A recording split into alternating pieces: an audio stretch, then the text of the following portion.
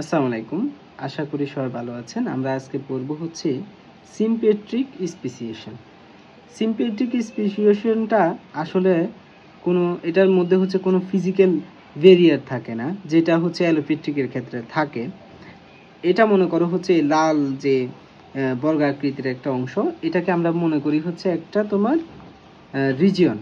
হ্যাঁ, যেখানে হচ্ছে তোমার বিভিন্ন স্পিসিস বসবাস করে। তো আমরা ধরলাম হচ্ছে এই কালো অংশটা হচ্ছে একটা স্পিসিস, যেটাকে আমরা এ দ্বারা চিহ্নিত করেছি।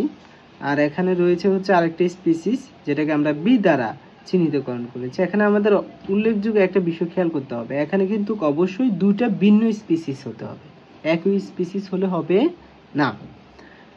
তো যদি আমরা তোমাদেরকে এর আগে হচ্ছে একটা বিষয় ক্লিয়ার করে রাখি, আমরা একটু দেখি হচ্ছে ইন্ট্রা স্পিসিস রিপ্রোডাকশনটা কি আর হচ্ছে ইন্টার স্পিসিস রিপ্রোডাকশনটা কি।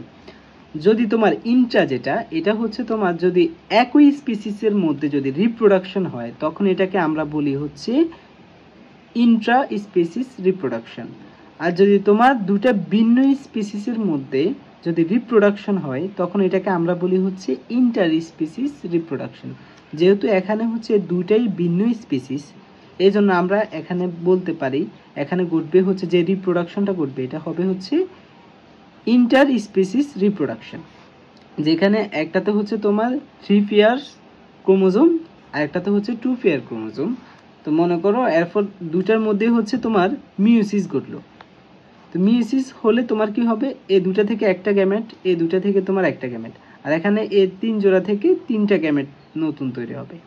এরপর মনে করো তৈরি হবে হচ্ছে তোমার কি জাইগোট।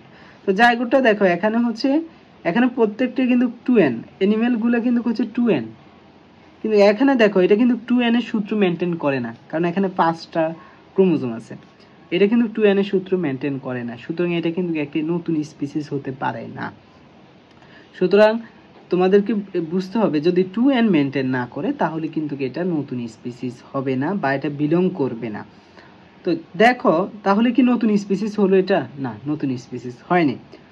মনে করো এটা নতুন স্পিসিস তখনই হবে যখন মনে করো ভুল করে যদি তোমার মনে করো এখানে তো হচ্ছে তোমার কি দুইটা গ্যামেট, এখানে হচ্ছে দুইটা গ্যামেট, এখানে হচ্ছে তোমার 3টা গ্যামেট। যদি ভুল ক্রমে যদি তোমার কখনো এখানে হচ্ছে তোমার আরো দুটা মনে করো এখানে যুক্ত হয়ে গেল, এখানে আমি লাল দিয়ে দেখাই দিচ্ছি তোমাদেরকে, লাল কালি দিয়ে।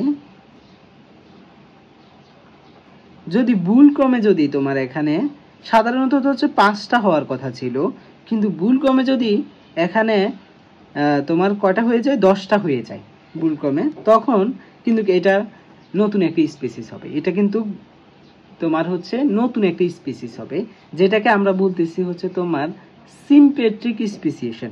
কিন্তু এটা তো স্বাভাবিকভাবে সম্ভব না, কিন্তু এটা কখন ঘটবে? তখনই ঘটবে যখন তোমার মনে করো মিউটেশন ঘটবে। কি মিউটেশন বা হচ্ছে জিনেটিক